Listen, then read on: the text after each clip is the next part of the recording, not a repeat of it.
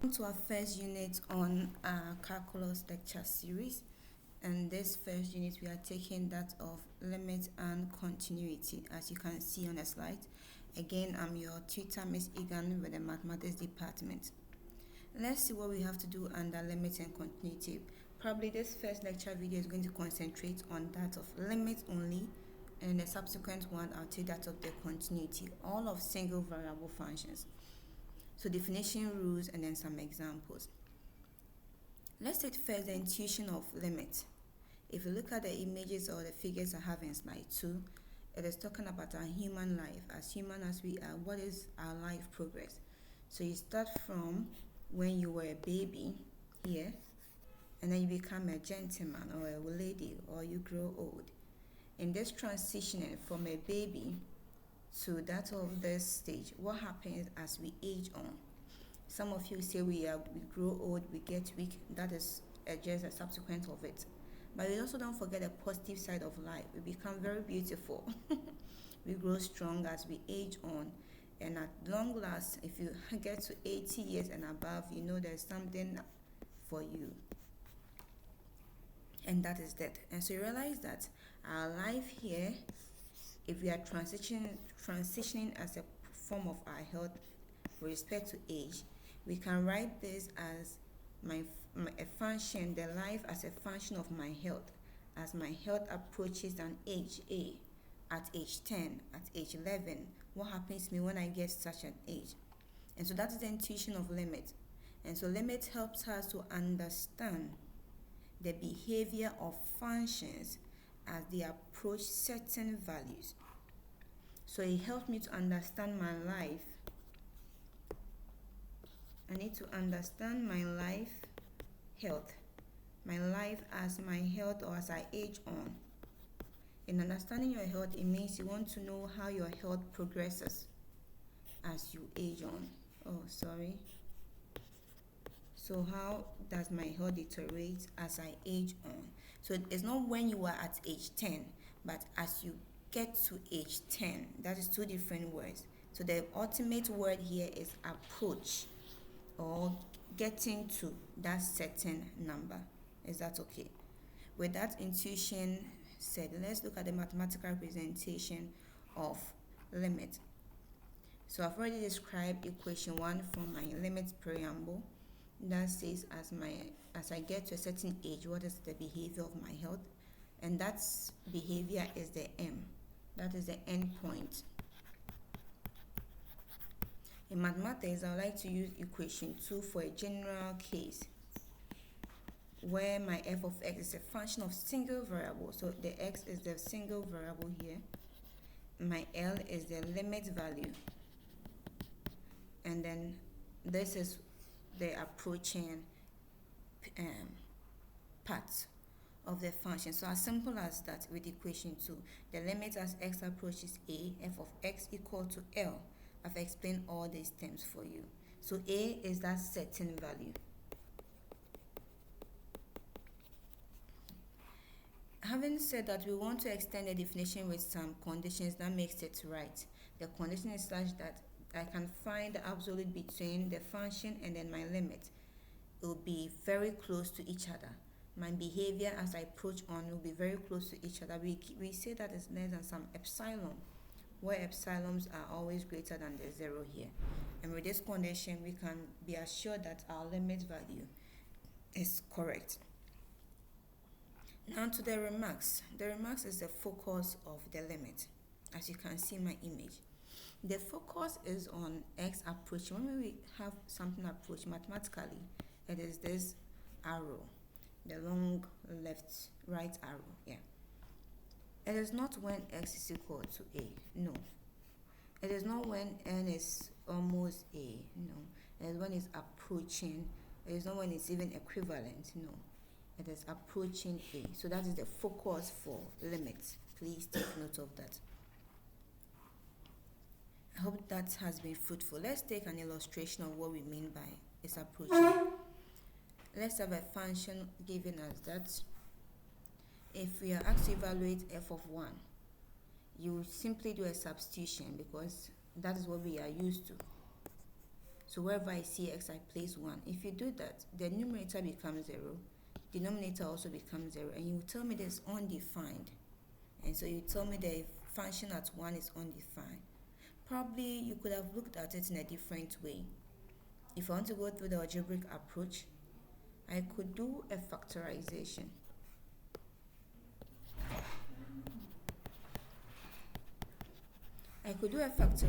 Which we've already gone through in algebra class, and that is it for the numerator. You realize that this and this cancels out, and I'm going to get x plus 1 as my final representation.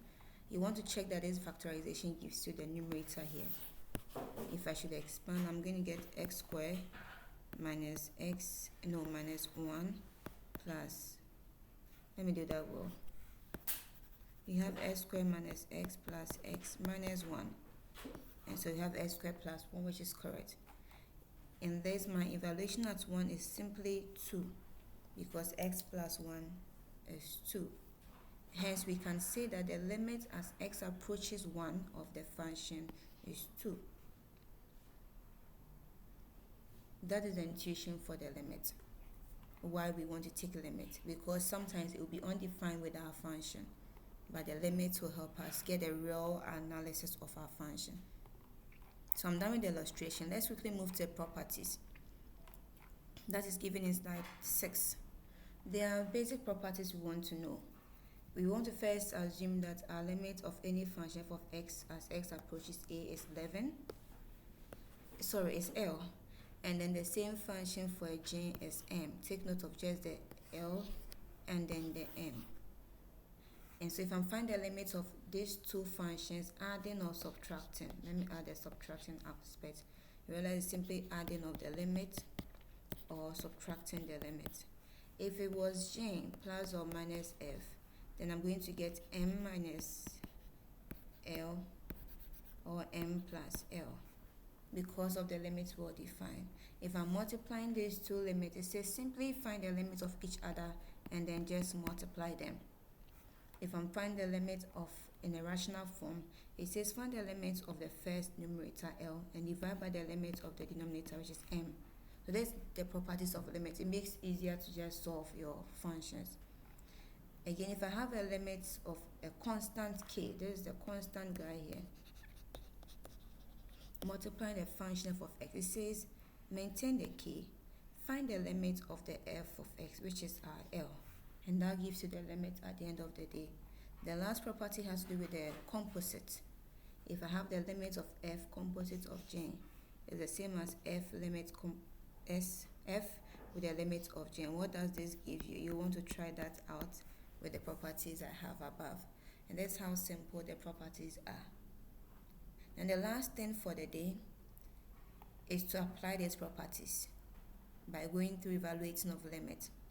In the evaluation of this limit, there are various techniques we can employ. They are grouped into two. We have the analytic and then that of the numerical. And analytic, we have substitution method, we have the factorization method, we have the conjugate. And I hope you remember conjugate factorization in algebra. Yeah, in algebra. Conjugate comes when you have sets. Factorization is mostly for polynomials or rational functions, which still deals with polynomials, and substitution is just throughout. And the numerical aspect will take tabulation, which I'll do as my next lecture video for you. Now, someone may ask, what are the kind of functions we are going to deal with? These functions can be polynomial, it can be sets, it can be tricks, it can be rational functions, it can be exponential functions, it can be logs. All these functions we can find the limits of them. And so let's quickly take one or two examples on the methods. So I'll first start with the direct method. Let me just have a full version of it. Yeah. So I'll take example 1. I have a function given as x approaches 5. This is a polynomial. You know why it's a polynomial. If you're not sure, you can go through the algebra lecture videos on polynomials of degree 2. So it's quadratic. If I want to find as x approaches 5 here, because it's a polynomial, I can do a direct substitution. Again, because it's a polynomial. So with a direct substitution, wherever I see x, I place 5 there. Wherever I see x, I place 5. And then For sure, I'm going to get 39. If that is right, you are good. If not, you can correct me in the comment section. So that's how simple this limit would be. If I take example 2, this is a polynomial of another polynomial. So I say p over q, and you know there's simply a rational function or a rational expression. We've gone through that. Given that the denominator is never equal to 0, that was the extra condition. And so if you want to find the limit as s approaches negative 2, please do not do a direct substitution yet. You want to check the denominator. Let's do a check here. We want to ensure that it is never equal to 0. And so if I substitute negative 2, I'm going to get, since this is minus, I'm going to get 11. So 5 plus 6, that is 11, which is never equal to 0. So we are good to do a direct substitution. Okay, so wherever I see x, I place the negative 2. So this guy comes here. This guy still comes here. And then over 11. I'm not so sure what I'm going to get, but at the end of the day, this goes to 0. I have negative 1 over 11 as a final answer. So that is how the substitutions is done. You must check certain conditions. The last example, if I want to have the limit as x approaches 3, again, because it's a rational function, please don't do a direct substitution. Check the denominator. Let's do a check. And what do you get? You know the answer. So that is it. The answer is, are you sure of what you've had? Yes or no? Then the next item is factorization. Let me extend the entire slides. Slide 9. I want to take the first example. I'm giving as x approaches 3 here. You know that since there's still rational function, I must check that my denominator q is never equal to 0. If I do a substitution here, I will end up getting 0. That's 3 minus 3. And you know any number divided by 0 is undefined, which we want to avoid. So what can we do? Again, we can do a factorization here. And what does this get you to? The roots of polynomials, x minus 1, x minus 3. It should give you the numerator. You realize that this will now cancel that, and I'll have x minus 1 as my final representation. And so the limit as x approaches 3 will be equal to 3 minus 1, which is equal to 2. And that is my limit. The second example, this is still rational. For if I do as x approaches 1 and I do a direct substitution, I'll end up with a division of 0. You want to think through this as I have the image there for you. And so let's do factorization. That is if possible. If not, the other ways. The factorization here becomes x minus 1, x plus 1. You check it out for me here. And then this will cancel the first one. I'll get x plus 1. And so what is the limit of this function as x approaches 1 of x plus 1? I'll end up getting 2. For example 3, I'll leave it for you to check it out. Always check the denominator. Ensure the denominator is not equal to 0, and you'll be good to go.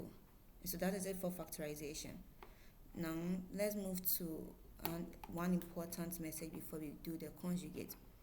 We have one with when probably you can look at direct factorization and then the conjugate. Factorization. If I have this, you know, I can easily check the denominator here. It will not be equal to 0. It is equal to 8 as x approaches 4. And so it means I can do a direct substitution here. Wherever I see x, I place 4 in there, and I end up getting 2 over 8 over 8, and that gives me 1 over 16. If you don't want this direct approach, and you want to use the LCM, you know what the LCM means. I have to find the LCM for the numerator, which is here, and then the denominator also comes here. From here, you can simply do your algebra, and trust me, you end up getting the same answer. How do you do this? I do a cross multiplication up here. Is by 1 all over these two guys. This is what I have. And so by substitution, denominator will never go to 0. So I can simply put x 4 times 4 into bracket 4 plus 4. 4 plus 4 is 8. 4 times 4 is 16. And then don't forget the numerator also adds up to 8. So I end up getting 1 over 16. Now the last property is the conjugate. If you've forgotten what conjugate is, don't worry, I still have the lecture videos for you on sets and you can check it out. Someone will say, I want to do a direct substitution. Okay, let's see what happens. Because it's approaching 0, it means you're going to get something up here over 0 squared is 0. And this is an undefined function. You want to always avoid undefined. And so think of the other things. Since that already didn't work, you had factorization. Can you factorize this out? If you can, you are good to go. If not, think of something else. Now let's use conjugate. Why? Because I see the radical functions here. That is the third function given. How do you find conjugates? I know you know, so let me quickly go through that for you. I have x squared plus 9 plus 3. The sign here changes. And you know conjugate, you must multiply through the function by it. Okay, so it is plus 9 plus 3. You multiply by the functions. And so when I do the expansion multiplication, these are now two polynomials you must multiply.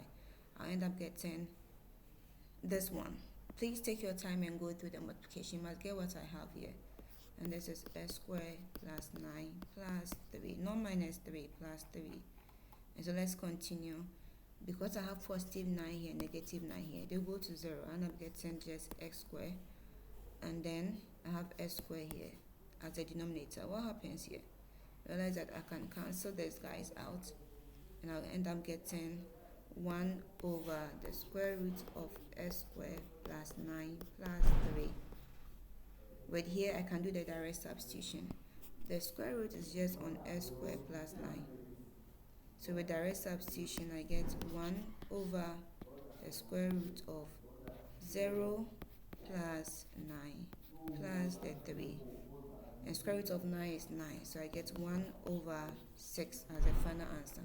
It means I'm looking at the limit as x approaches 0 of this new function, which is now 1 over 16.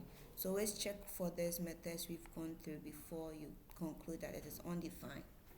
Now to the best part of my teaching is the problem of the day. You must understand whatever we've gone through and be able to apply. That is the beautiful aspect of knowledge. So let's look at the problem of the day. It is said that you have a production firm. That is a preamble, what it's about. It has a cost function, it has some revenue function, it has some production of S units, and you are asked to find the company's profit if they're making a projection of producing 8 bags or 8 units of whatever product you have. What is the projection here? And so realize that in production there are things you want to consider. You always want to know the total cost of production. How many goods are you producing? What is the unit price of producing each of these products? What is the sales? That is the revenue. And the almighty, above all, you must make profit and you must not run at a loss. Now, from the preamble, the total cost is given. Yes. Is the quantity given? Yes. It says some 8 quantities. Is the unit price given? I'm not so sure. Is the sales given? No. The unit price is given here. The price function is given. But we are asked to find profit. And so how would you do that? Now you know that profit is not a straightforward question. Profit is revenue minus total cost. So the revenue function minus the total cost function. So profit of producing X goods, that's why I have the X here, is the revenue of producing that X, selling that X goods, minus the total cost of producing. So here is selling and here is producing. So how do you get the revenue function? It is the quantity of produce times the price function. We always know this. And so the quantity is given as 8. You must now know how to find the limit as x approaches 8 instead of 5. It is 8 here. So what is the projection of profit for 8 bags?